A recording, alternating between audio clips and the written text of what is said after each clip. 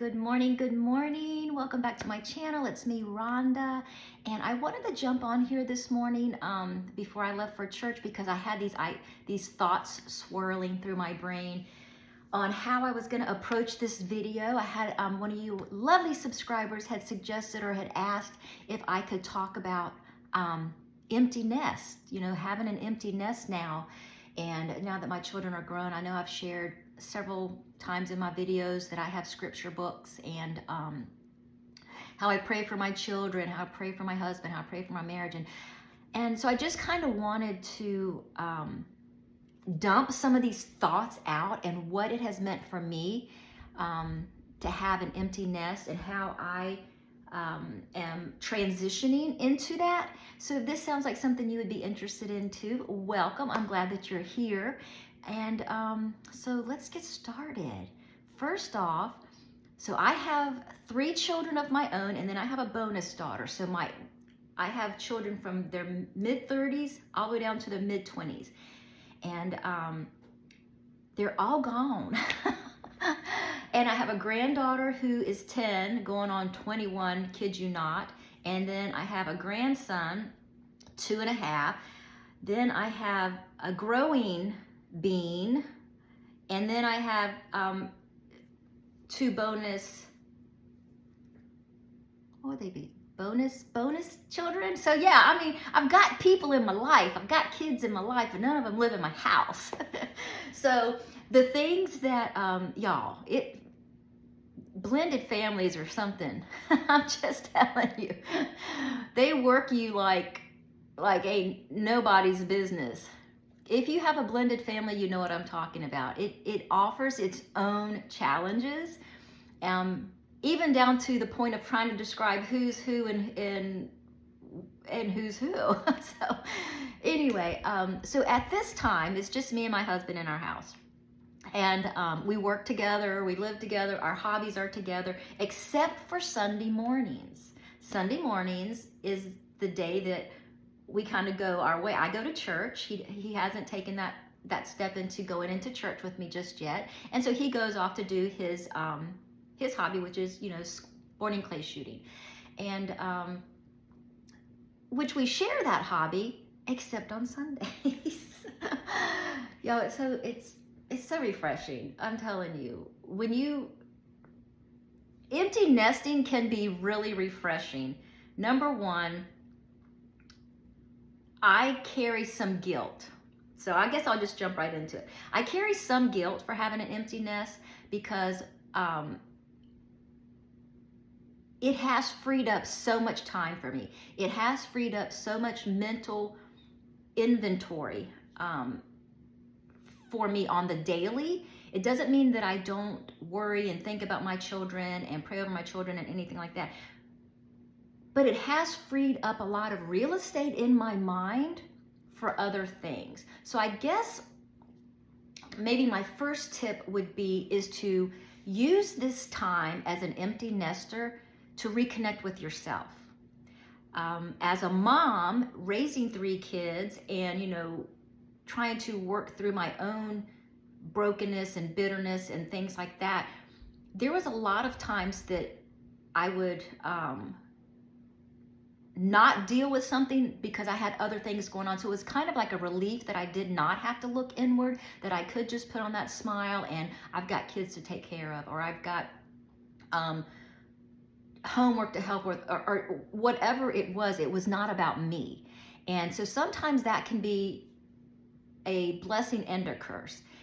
And what happens with an empty nest is, at least for me, it required me to step into the meanness. And I don't mean me as all of a sudden being self-centered, but it did require me to sit with myself more and to really listen to my thoughts and deal with my heart and go through a season and allow God to really shape me and identify me as who I was in Him, and to help me step out of who I had been walking in.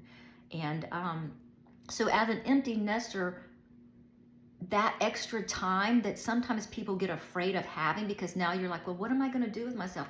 I identified as being a mom and taking care of my children and and just doing all the things that you get lost. So that would be one of my first things, is to just reconnect with who you are, get to know yourself, because you'll probably find, like I did, I didn't even know what I liked anymore.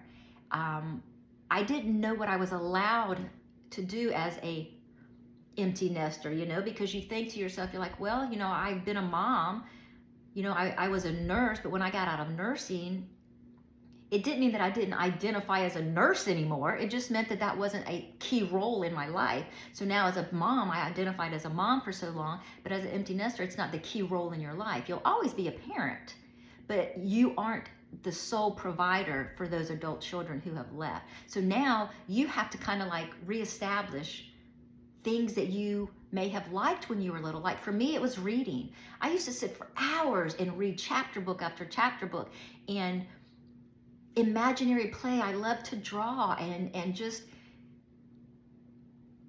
those kind of things made me happy. They brought me joy. And so as an adult, I looked at that like, well, am I allowed to do, am I allowed to just sit around and read all day?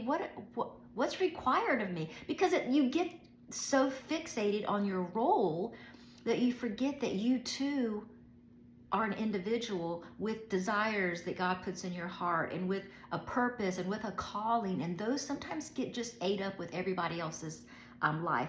Normal. It doesn't mean something's wrong with you because you sowed into your children when they were little. It just means now that it's time for you to also take a step back and recognize that you too need sowing into. And so reading was one of the things that I kind of started stepping into self reflection. Like, what do I like? Have I really changed that much? And what's so funny is the things that I thought I should do as an adult, because I was an adult, a lot of that stuff was just so boring. I just didn't want to do it. I'm more introverted than I ever thought I was. My whole life I thought I was an extrovert because I would just put myself out there. But I think a lot what I'm discovering is a lot of that is my insecurity that I had.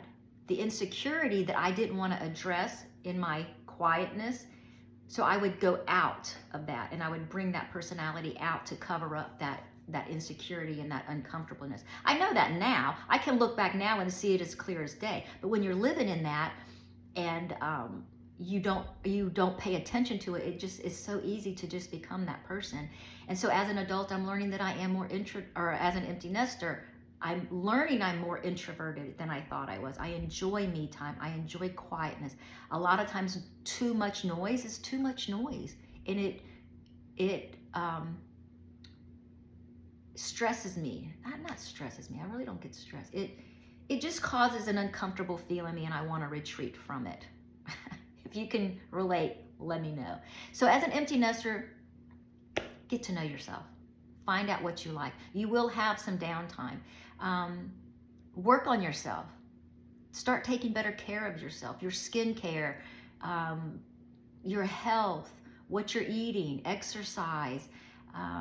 Get to know your spouse. Gosh, definitely get to know your spouse, because during your kids' rearing, you guys are just parallel living. You're doing your things. I know date nights are great, but there's just most time date nights are an escape of reality, and neither one of you are really connecting. You know what I mean? Have those talks. Go on a long drive to nowhere and make a U-turn and drive all the way back just to have conversation, or sit in silence and let your brains just kind of decompress and talk about random stuff. Put in an audiobook.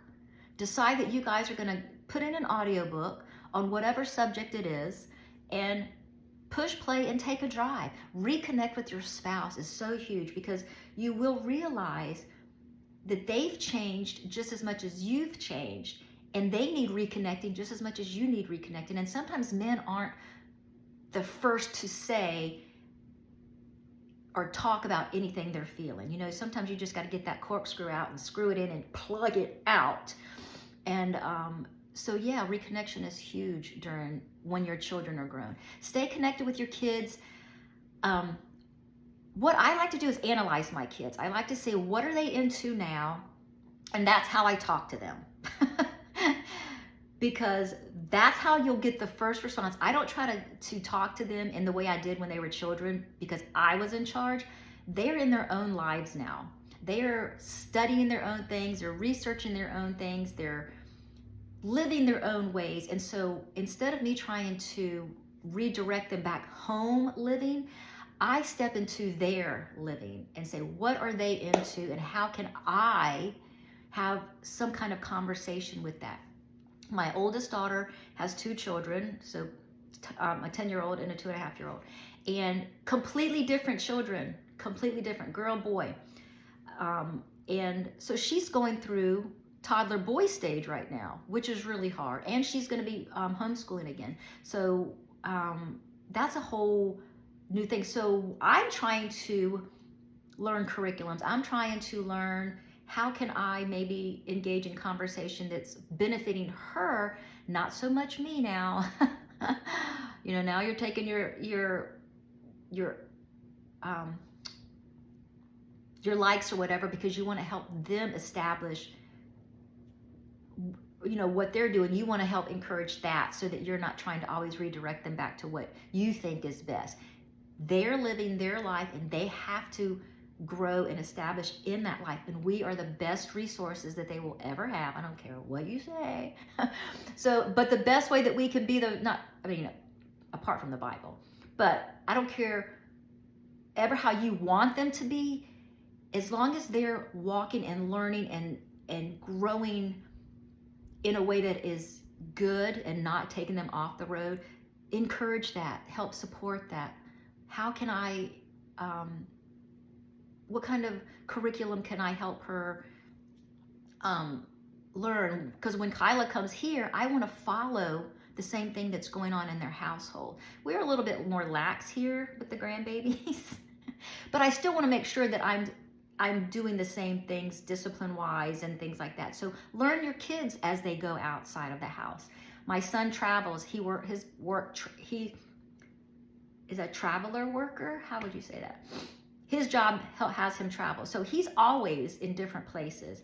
And for me, that's really hard because it's like he's here a little bit of time, then he'll come home, then he's gone a little bit of time, and then he comes home. And so it's really hard to know how to encourage him other than be safe, drive safe, work safe, surround yourself with good people. I'm always praying for my kids to have godly people surrounding them because I know whatever seeds that I have sown, I may not water them.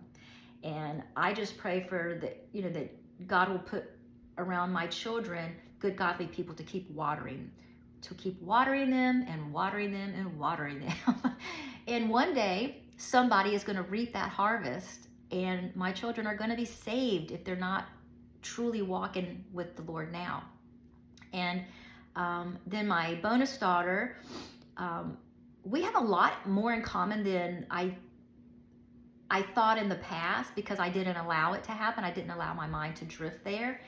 And so I'm learning how to walk in that relationship, how to be a better second mom without overstepping the first mom and just kind of working and supporting her and listening. I think a big thing is listening to what they're going through and registering it.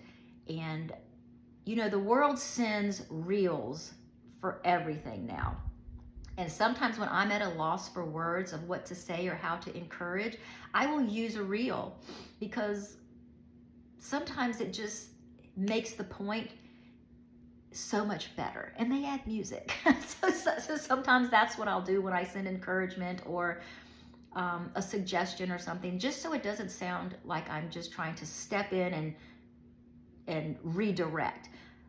And then my youngest lives way out in North Dakota where it snows all the time. She's like in the snow all the time.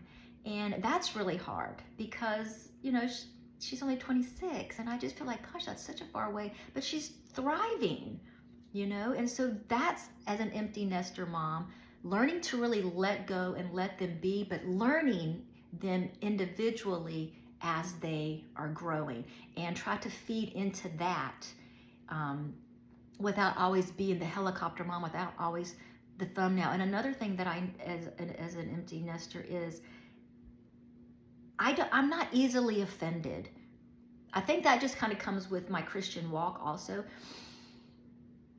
But if they have other plans at holidays, hooray! Enjoy your plans, because I remember when my kids were little, the heaviness and the anxiety and the stress of having to be at 6 different houses or visiting all the people all the time was so stressful on me as a mom.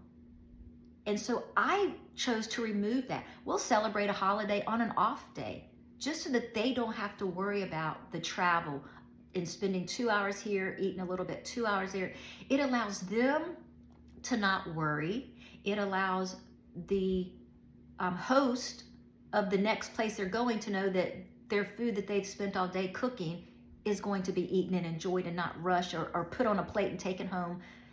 You know what I mean? So I've learned to not be offended when my adult children have time or have made plans with friends, do a Friendsgiving or things like that.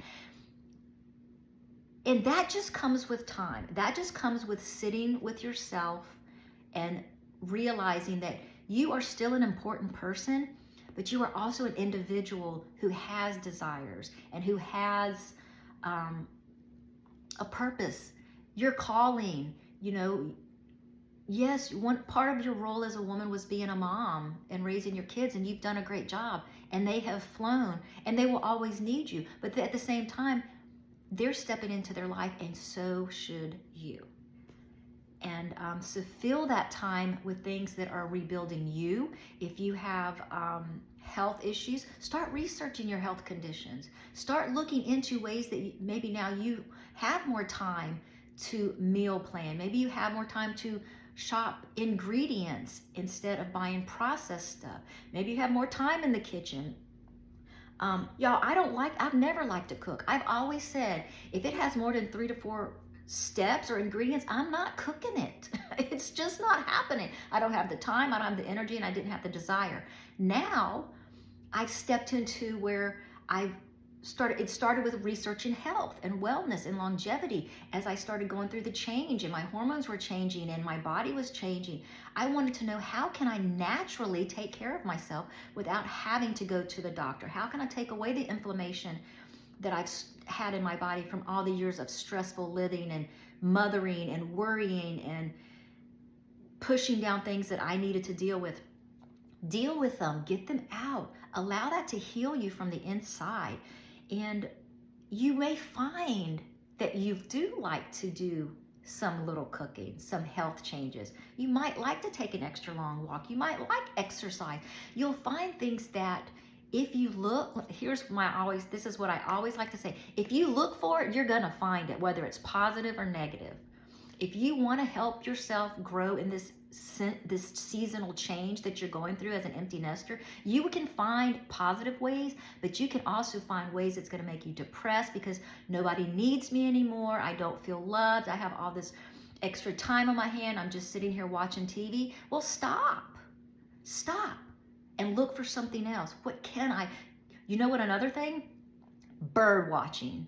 Whoever would thought birds would be so interesting to me? Not that I take a binocular and go anywhere, but I have little bird feeders and I'll fill them, and birds will come in my yard now, and I take notice. It's almost like was wearing these blinders like they do for a horse, and this is the only way you can look, is raising your kids and making sure that they're safe and they're going to be responsible adults. I've taken them off because my children are trying to do that. So I need to quit being so focused on, are they doing it right? They're going to do it the way they do it, just like we did it. We didn't always listen to what our mamas and daddy says. We got out on our own because we were independent, and we're going to do things our way, and we're going to learn through our mistakes, and we're never going to tell somebody that, well, yeah, I listened to what you said and it did work. We're not going to say that. We're just going to keep going. So I started watching the birds at the bird feeder, and then I started getting more curious. I would watch, well, this one comes with that one. Are they married? You know what I mean? I just started noticing the small things in life. I took a step back from having to be so on all the time to, if I had a day off of doing nothing, I would sometimes just let my mind wander. Like I shared in my video yesterday, I've started a little garden I'm baking bread. I'm learning new things at a slow pace, but I'm finding fulfillment in it. I listen to music. I always thought just music was to be listened to in the car when you go to or fro. I put it on now, and sometimes a worship song will come on and I'm like, stop dead in my tracks, and me and Jesus just have a time. And you just get there. And I just want to encourage you, take this time that your children are grown and flown, learn them, love them, watch them, and be there for them, but also take the time for yourself. Learn yourself, watch yourself, listen to your thoughts. Take the time to invest time into yourself. Revisit your childhood likes, and they never go away. That is who you are. And then we become who the world says we need to be as parents. And then as empty nesters, we can always revisit back that child and go, oh yeah, I did like to read. Wonder what I like to read now. I did like to doodle. Wonder what I want to doodle now. Comics, or do I want to get artsy with paints? What do I want to do now? I have time and I'm important. You know what I mean? So that is some encouragement for you.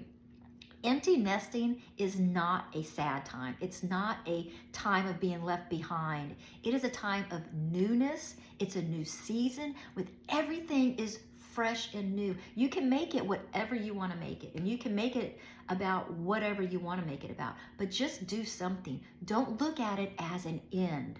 Look at it as a beginning of something new. And you know what? When you do that, you're also teaching your children what to do, because they're going to end up in the same shoes you are, and they're going to want to remember, what did my mom do when I was gone? I ran a 5K, did an obstacle mud run. Just start doing things that you never may have imagined you doing at one time in your life, but now you can do it. It's endless opportunities. Doesn't mean that you love your children less.